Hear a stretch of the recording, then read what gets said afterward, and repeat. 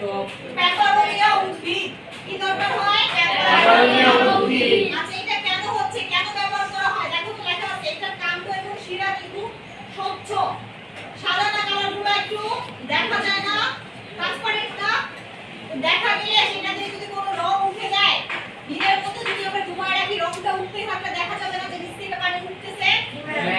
ঠিক আছে, এইটা হচ্ছে যে দেখেন আপনার হচ্ছে রঙিন